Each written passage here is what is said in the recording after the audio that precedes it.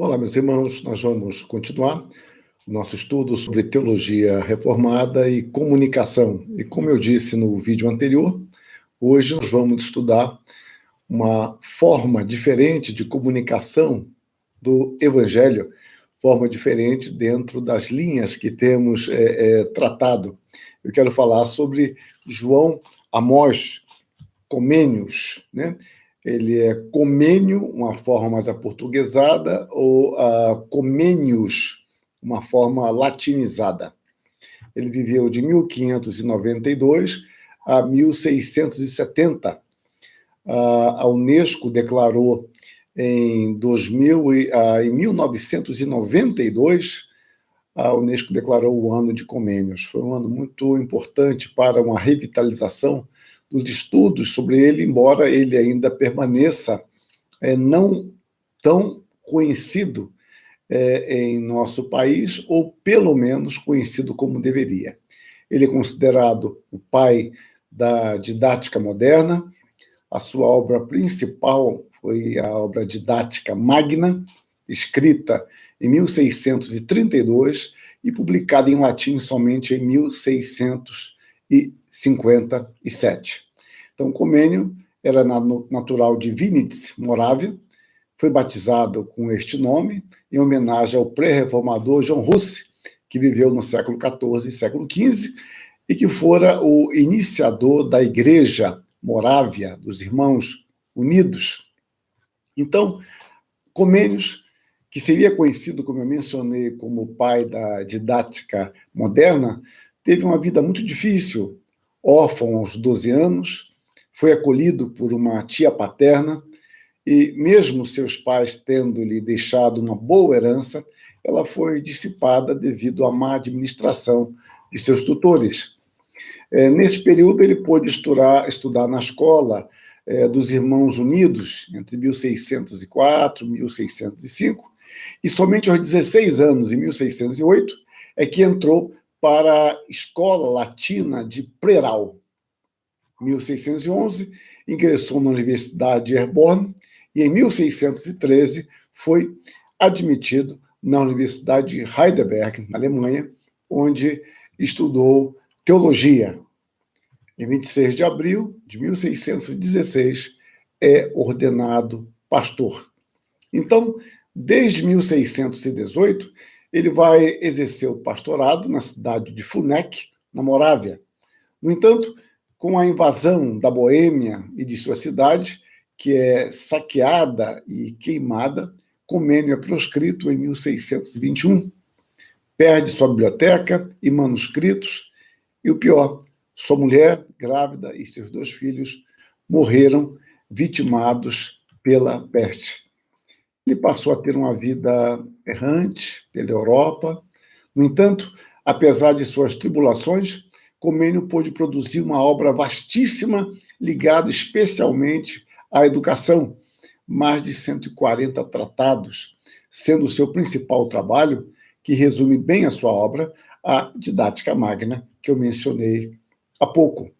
O método audiovisual encontrou a sua gênese em Comênio, e, de fato, ele foi o evangelista da moderna pedagogia. Ele foi o último bispo da Igreja dos Irmãos Morávios em 1632. Comênio foi um filósofo da educação, o educador mais importante do século XVII e um dos mais importantes de toda a história, tendo a sua obra exercido grande influência durante a sua vida e especialmente nos séculos posteriores, sendo um dos incentivadores da escola pública. Há evidências de que ele teria sido convidado por John Winthrop Jr., quem o conheceu na Holanda, a presidir o Harvard College, isso em 1642, cargo que, de fato, nunca ocupou. Na realidade, Comênio recebeu, ao longo da vida, diversos convites, os quais não pôde atender, como o do cardeal Richelieu, da França, da cidade de Hamburgo e de alguns nobres poloneses. Mas em 1641, Comênio atendeu o convite de Louis de Guerre, que, em nome do rei Gustavo Adolfo da Suécia, o solicitou para que ajudasse a reformar o sistema de escola nacional sueco.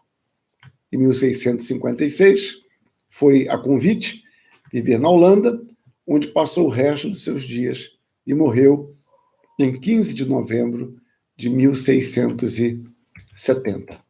Vejamos alguns de seus princípios. O primeiro deles é uma democracia educacional. O princípio era de que devemos ensinar tudo a todos. Todos têm condições de aprender todas as coisas. Então, isso é uma forma de socializar o saber. Meninos e meninas podem ser ensinados sobre qualquer assunto. O segundo aspecto que eu destaco na obra dele é um sólido conhecimento aliado à piedade.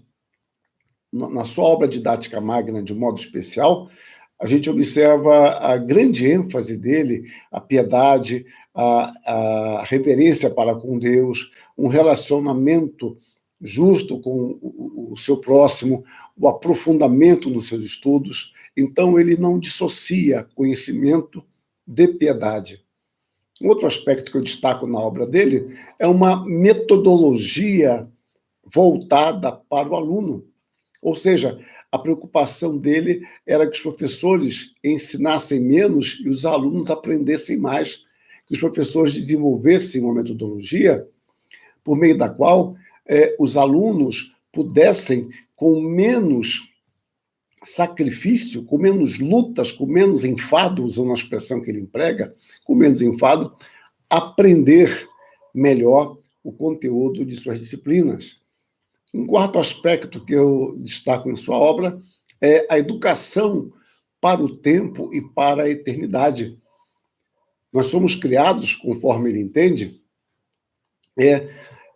com 3 espécies de morada. E ele ilustra o útero materno, a terra e o céu. Ele sustenta, então, que a educação não visa apenas a nossa atuação nesta vida, na terra, mas nos preparar para o nosso fim último, a vida eterna com Deus, o céu, a academia eterna. Então, a nossa formação não tem um sentido apenas para o tempo, embora, obviamente, é intensamente feita para o tempo, mas, ao mesmo tempo, nos preparar para uma vida eterna. E ele diz que feliz é aquele que sai do útero materno com os membros bem formados. 1000 vezes mais feliz aquele que sai desta vida com uma alma bem limpa. Então, toda a sua metodologia destina-se a isso. Ele diz: cremos, portanto, que é nosso dever pensar nos meios pelos quais toda a juventude cristã seja mais fervidamente impelida para o vigor da mente e para o amor das coisas celestes. Este é o fim último da vida, a beatitude eterna com Deus. Observem, uma obra de didática na qual ele apresenta esses valores.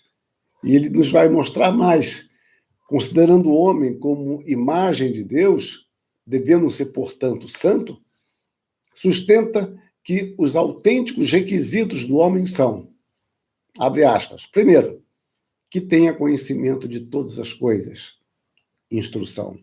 Segundo, que seja capaz de dominar as coisas e a si mesmo, honestidade de costumes. Terceiro, que se dirija a si e a todas as coisas para Deus, fonte de tudo, piedade. Observem esses 3 princípios expressos em sua obra. Como ele entendia, por instrução, o pleno conhecimento das artes e das línguas, por honestidade de costumes, a formação interior do homem que se revelasse no seu comportamento.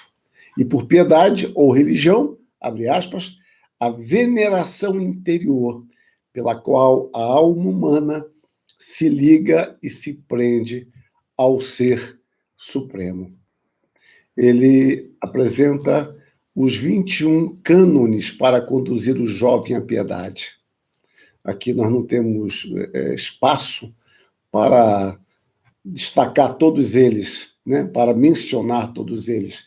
Eu quero destacar alguns que julgo resumir bem os seus princípios. Então, primeiro, o cuidado para incutir a piedade comece nos primeiros anos da infância, ou seja, forme integralmente já desde a infância.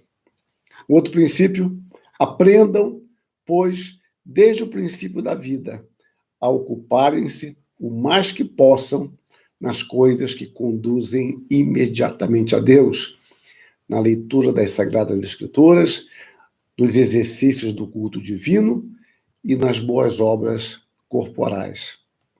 Terceiro princípio que eu destaco desses 21, que a Sagrada Escritura seja nas escolas cristãs o alfa e o ômega. Então, esses três princípios, a meu ver, resumem os seus 21 cânones. Dos séculos 17 e 18, juntamente com o Catecismo de Lutero, a obra ilustrada de Comênio era amplamente estudada em vários lugares da Alemanha, de modo muito especial em Leipzig. Ele foi denominado por Monroe de o evangelista da pedagogia moderna. E a sua influência se estende até os nossos dias. Então, observe aqui a teologia reformada e a comunicação. João Amós Comênio teve a formação luterana com uma ampla influência também reformada. E ele usou da educação como um meio para difundir o evangelho e dar uma formação consistente que visasse a glória de Deus. No próximo vídeo, se Deus permitir, eu quero seguir essa mesma linha, falar um pouco sobre Harvard, sobre o pastor John Eliot, o trabalho entre os índios, sempre em forma de esboço, mas tentando mostrar como a teologia reformada se relaciona com a comunicação. Que Deus nos abençoe, nos dê discernimento e nos guarde. Amém.